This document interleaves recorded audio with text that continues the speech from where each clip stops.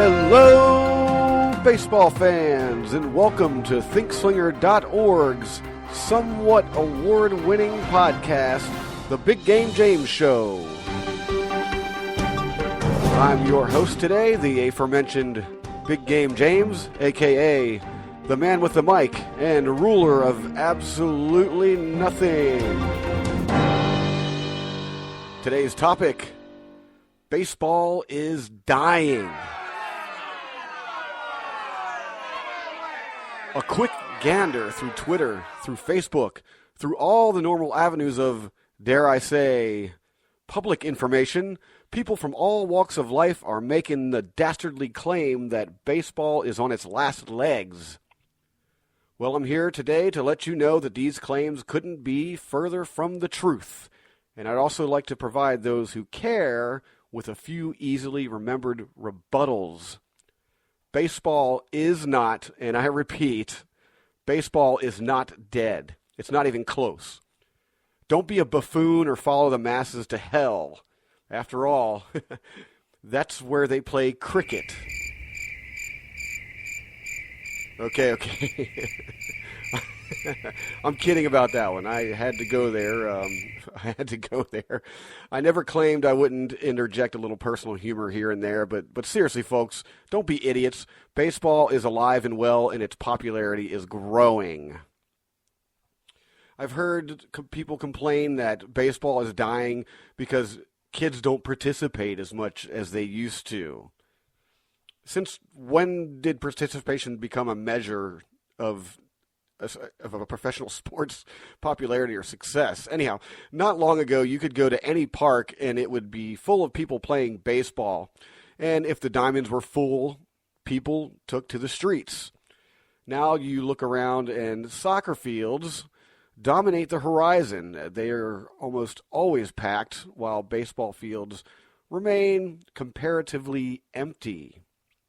That, of course, is based on perception. Perhaps we're just not looking hard enough, or perhaps we're just not paying attention. Well, I got news for you, Jack. The popularity of a sport has never been measured by participation alone. If that were the case, NASCAR wouldn't even exist. Furthermore, Formula One racing would be a farce, and also poker tournaments would never be seen on ESPN 3 or 4 or whatever super duper sports channel just happens to be the flavor of the week. Seriously, don't be an imbecile. Let's look at some numbers. You knew they were coming. You know how I love the numbers. But let's take a look at some. According to the head offices of Little League, approximately 2 million kids play youth baseball, and that number has held steady for the last 5 years. By comparison, Pop Warner football has seen a decline in participation, largely due to concerns around, the head and neck injuries. That has become a key concern for the NFL. An ESPN Outside the Lines investigation reported the following, and this is about a month ago, so this is fairly recent, and ESPN Outside the Lines is a fairly reputable source.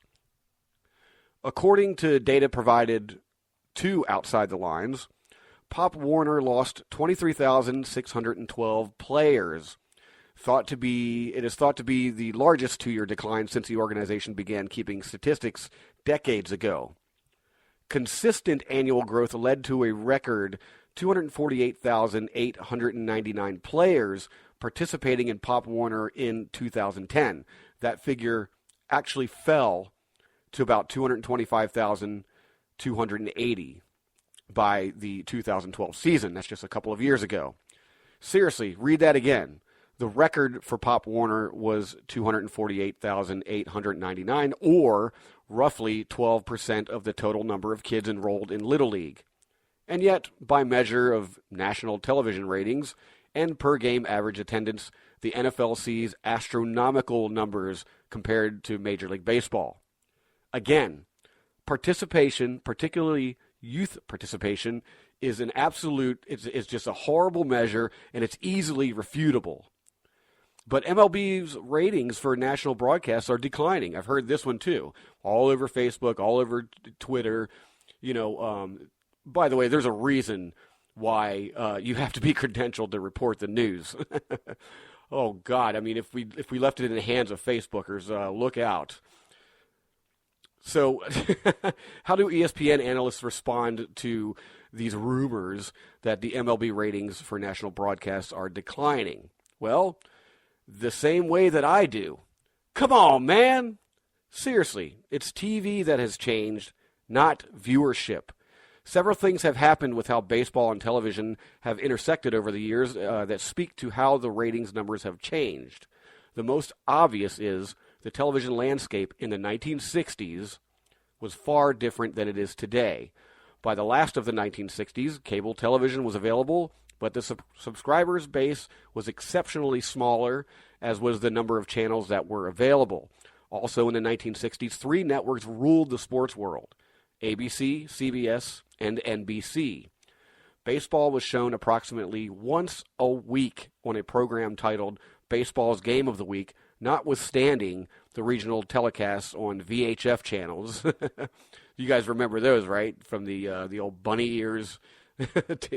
Never mind. I used to have to use a wrench to change channels, but anyhow, for instance, you couldn't watch a game between the Baltimore Orioles and Boston Red Sox unless A, you lived within their antenna market, or B, it was televised on Baseball's Game of the Week.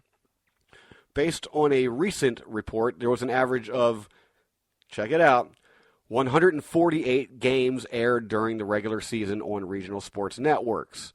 These networks are incredibly more accessible than the old antenna networks, and not only has supply dramatically increased over the years, but over 90% of regular season games are aired on regional sports networks. While lower supply meant higher demand back in the good old days, the massive increase in games being broadcast has increased supply, and interest has become vastly popular in the markets where games are hosted. Don't be a dummy. Seriously, move on. Take in a game and just chill out. Lastly, sorry, I'm getting all worked up and I can't even talk right now. You guys totally did not hear that. Anyhow, lastly, see? Oh boy, this is going somewhere. Contrary to popular social media belief, Lord knows there's plenty of those. Lord knows that there's plenty of opinions out there in the social media world. Baseball attendance at Major League games is on the rise in a big way. Even this spring training has seen higher average attendance than Major League Baseball ever has. Last season, the average, let's take a look at a comparison for NFL games. Last season's average for NFL games was 68,339 per game, compared to about 30,400 for Major League Baseball. This is to be completely expected when there are 16 games played in one league compared to, 160 plus for another.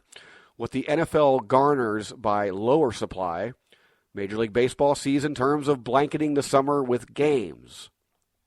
So while MLB sees average per game attendance less than half of what the NFL takes in, total attendance dwarfs all comers. That is every sport across the board. Well, except for NASCAR. But then again, you don't see people driving race cars around the street trying to become NASCAR drivers. And if you do, they're probably going to jail.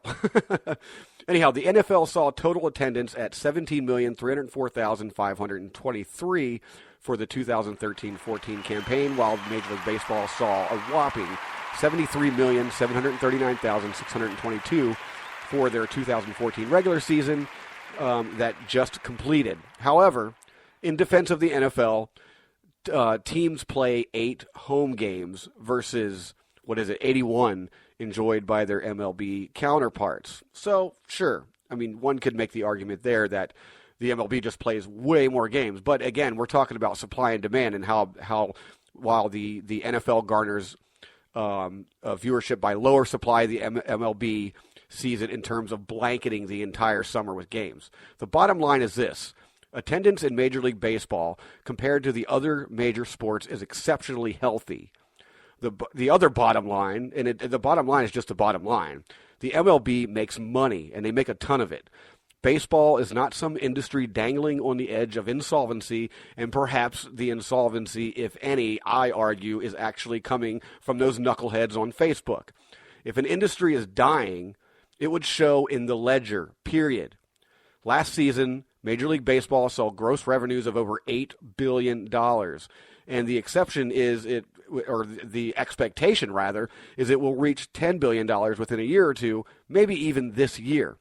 The reason for this goes back to, you guessed it, attendance and television. Seriously, don't buy into the drama. Don't believe the hype. Baseball is here to stay. It is our national pastime. Well, that's all the time I have for now. I'm about to lose my voice. This is Big Game James for the Big Game James Show, proudly sponsored by ThinkSlinger.org. And until next time, question everything and always search for the truth.